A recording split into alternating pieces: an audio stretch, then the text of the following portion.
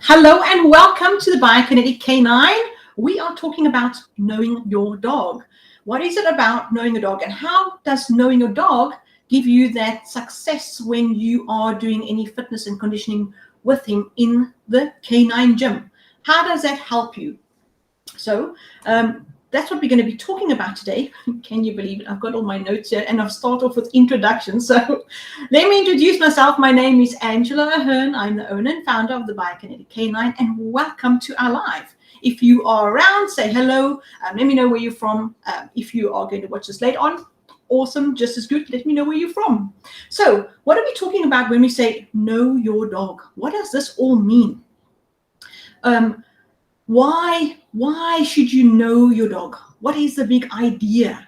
Well, if you are going to be training your dog, getting your dog any fitter or anything, you must know how to do things with your dog. But you first need to know, what are the, it's not about just like knowing the dog, knowing the characteristics. Each dog is different. You need to know the characteristics. What are their learning styles? How do they read you? All of those things. How do they communicate? How do you communicate? How do you get through to your dog? What excites them more? What keeps them focused but not over the top excited? Those are the things you need to know about your dog. But there are also certain, those things are sort of like innate.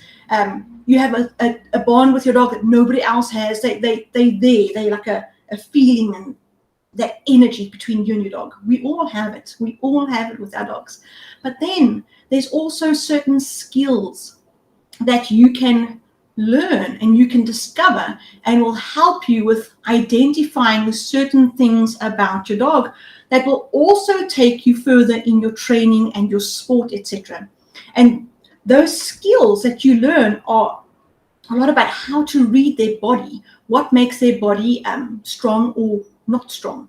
What are they showing you? How are they hiding things? Those things about their body that you need to learn. So what is this all about? Knowing your dog. Yes, the innate things, but also the skills. That is your starting point. If you ever want to do anything with your dog, whether it be sport or whatever, you need to learn the skills. You need to learn about your dog. You need to learn those things. But if you want to go and do any fitness or conditioning work with your dog, you also need to know about their body, their actual body. Bob, hello. Sam, hi. Happy Thanksgiving. Yes, we don't have Thanksgiving here in South Africa, so I was reminded about Thanksgiving last night. Happy Thanksgiving, everybody. So I'm hoping that I can give you something that you can learn about your dog that makes things awesome for you and your dog, that you learn more. What must you learn when it comes to your starting point and knowing your dog for gym and fitness? So I'm talking about skills that you can learn about their body and how they will show you things in their body if something's not quite right. Of course, before you go and do any fitness, just like a human, you'll see everywhere in human gyms. Make sure that you've got doctor's approval if you want to go onto any fitness program, etc. The same applies for your dog, the exact same. It's a dog, they've got a body with various structures that you need to look after. So what must you learn? Obviously, we're learning your dog. You have to know about your dog's learning style. You need to know about your dog's medical health, and your vet will be able to help you with that. Is there any underlying heart condition, for example? Is there any underlying something that's going on? Is their blood work okay? Can you proceed? You need to know this. And then if there's any other underlying conditions that they've just had a sprain or they've just come out of rehab, all of these things you need to know so that you can watch for these things. You need to understand that if your dog is of a certain age, so if they're really young, there's certain things you can go ahead and start with, and there's certain things that you really should avoid to ensure that their body grows up to be strong and well structured for the sport that you want to enter. And if you've got a senior dog, whether it be a senior pet or it's a retired sport dog, now just because they're not going to the field every time to do the sport, they only retired physically, but their brain is still going. How can you do some things with their body in the gym to keep them active, but not only to keep their brain going, but to keep their body strong and keep them going and give them that longevity. So they're not just doing nothing now, from this big dog that you had to, oh, well, there you go, lie on the couch. Even humans don't enjoy that every day. They like to be doing something that's fruitful and productive. They would need to feel that value of themselves in the things that you ask them to do. But of course, you need to take into account the age. So you adjust and you scale down for what their body can handle, yet still keeping it nice and strong, nice and lean. That's what you want. And then, of course, you want to look at your dog's physical strengths and physical weaknesses. You need to know this before you go and embark on any gym exercise for your dog. You need to be able to see where's your dog strong and where's your dog weak, so that you know what to target and how you can compensate or help your dog compensate and build up those areas. Because if you don't help your dog build up those areas, I promise you, your dog's body is going to build up areas to overtake those weaker areas. And then you're looking at problems. So you want to be able to see and address these things yourself so that you know how to proceed with your dog. That is why this is your starting point. Before you do anything, any exercise regime, know your dog and know what you are looking for. But the purpose of knowing all of this with regards to your dog, now that you know that, okay, well, my dog is a senior dog, or it's a junior dog, or it's got this health condition, or it's like that, or it's perfectly fine, or in sport, it's doing this, I need to work on this area of the dog, etc. Now that you know, there's nothing more calming for me that I know my dog is sound. Or if my dog has got an issue, I know how to address it. I can approach it with more confidence. That's what really helped me with my dog. So a lot of you may know that I only got into fitness and conditioning because of an injury that I didn't see. And I worked my dog and I didn't know. And because we approach a national competition, you push them a little bit harder and there's an injury. We have to rest and draw from the nationals. You don't want that to happen to you. And if I'd known earlier, I would have been able to see these things and address it. And why I'm saying this now is that I've seen a few dogs that we spot something, and instead of pushing the dog in the training, we spot something and we go, oh, we see something, let's address it. And I know of minimum of 2, but more, that we have prevented the dog from having to retire because we've just pushed it in training. It was an underlying injury. And if we didn't pick up the injury and we just continued training, we would have injured the dog further without knowing. Because why? These dogs, they don't show you that, oh, this is a little bit sore, and they don't limp. They're more stoic when it comes to pain. Sometimes a drive is way over that pain threshold and they show you nothing and they just continue. And you walk away from a training session going, oh, that was a little bit off. I wonder what's going on. But it's just something that's off. The dog's knocking the poles in agility. The weaves, they're just popping out a little bit. It's not obvious, but there's something. Now, is the dog tired? Is it lazy? But something's off. But you don't know if it is an underlying injury. And when we say injury, it could be as mild as just a pulled muscle. Just a simple pulled muscle that you have to massage and get rid of. Or it could be a knot. We all get them. That you've got to massage and get out. It takes about, a few days rest, maybe a week or 2, and your dog's fine. But if you hadn't picked it up, how long would you have had to rest once the injury raises its head? Because let me tell you, a soft tissue injury, once the dog is now limping, and we know it takes a lot for that dog to limp. There's something drastically wrong, and now there's a long break and it's rehab and everything. It's expensive. But you could have avoided a lot of things. That's why you need to know your dog. So when you know your dog, the purpose of knowing your dog is that now you have something to compare. So when you see your dog right now, before you enter and you're going to go in and do some conditioning work, or you're going to be doing some kind of form of exercise program, first know your dog.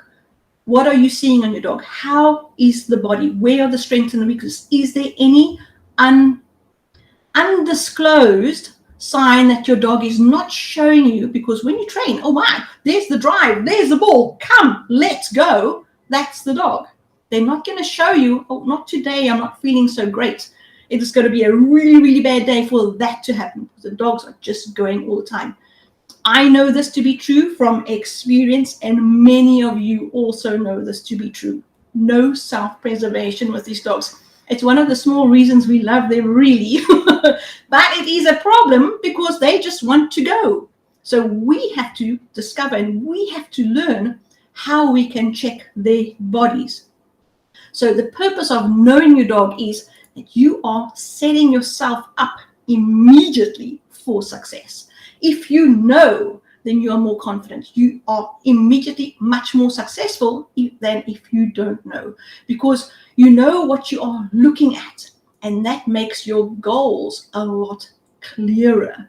So when I'm saying about goals, it could be that you just need to get some weight off your dog. That could be a goal. It could be that you want to just get your dog a little bit fitter. It's unhealthy. It's been lounging around. Winter's coming up in the US right now. Trial season is over. So everything starts to slow down a little bit. You want to just keep that fitness level going. In South Africa, it's hugely hot today. Oh my word, it is so hot today. So it's also a non-training day because of the heat. So sometimes when the weather is so hot or so cold, you can't do much with the dog. So the training starts to slow down. But you know where you are. You're clear with your goals. What can you do with this downtime? How can you protect the body so that you can go back into training? Sometimes your goal is for your sport. You understand in your sport, you think your dog is a little bit weaker in this area. You want to make it stronger. Why is it weaker? Is there compensation? What can you do during this downtime? How can you know what's going on with your dog? Sometimes your goal is just to increase the strength of overall of the dog, or you just want to increase the health of the dog. Whatever that goal is, and we can discuss goals because that's another discussion to get clear and focused on your goals. But here is your step number one, is see the dog that you have in front of you and know your dog. Because once you know your dog, then you can have a look and see where you want to go. Everything becomes clearer for you. So what we're doing in this whole thing of Thanksgiving and there's this whole sale weekend, I've got my workshop which exactly targets this whole issue. It's about how you can look at your dog through different eyes. So you can actually see your dog and know your dog and see if they are hiding any injuries. Where you can see this is, let me just put it here. You can just go to bodychecksforinjury.com. So let me just show you what it is all about. It's about how you can get to see your dog. Let me go there. Me and the technicals. There you go. Let me put this there. There. So that's bodychecksforinjury.com. If you go there, it's a workshop. Put aside 2, maybe 2.5 hours of your day, and we discuss how you can minimize serious injuries with quick body checks of static positions, what to look for, how to look for, and what you can check with bony landmarks and what they may be about, and red flags for various muscle injuries. It's all over there. It's an easy body check that you can do with your dog. And once you have all of this information and you know what you're looking at and you can see about your dog, then go and enter that gym. Find a program, see what works for you, start an exercise regime while we are now in after the big worlds of the trials. And we want to get our dogs started. We want to get our dogs ready for next season of trialing and training. Go and take a look at our body checks. For this weekend, all of our workshops are actually on a Black Friday sale, if you want. I've put out a coupon code called Bark Friday. So if you use that for any of the workshops up until Monday, then you can get them at a discount. It's almost at the early bird prices. So if you missed the early bird price over then, you're most welcome to put in this code and you'll get it at that price. But go and take it our Body Checks for Injury workshop. You're going to learn a lot. You're going to understand things. So our workshops, when we, how I've designed them, let me see if I can get that through to you. So if you look at our main page, you'll see we've got 4 days of this promotion.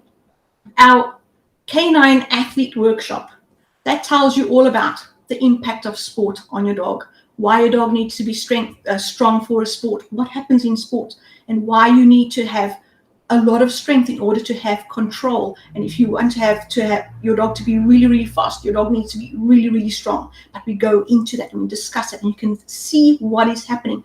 And we look at all the pictures of what is happening to the dog's body. But then we've got our Body Checks for Injury workshop right over here. And that tells you how you can assess your own dog to see if he's hiding anything with you, and how you can look at your dog and see what's happening in his body.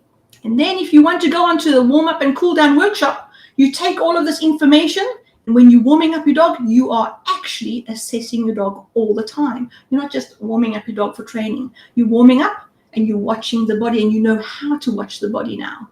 And you're cooling down after a good training session or a seminar, and you know what to look for and how to cool down, so that you know that your dog's come out of a training and he's still okay, and how to keep that body going and keeping it strong and healthy. So that is what we are offering. Our workshops are on a Black Friday, Cyber Monday sale. Go take a look at them. You can read up about them. So for example, the Body Checks for Injury, I go through everything of what is covered, what you're looking for, how your dog's body changes as you train, and you're going to learn quite a lot of things.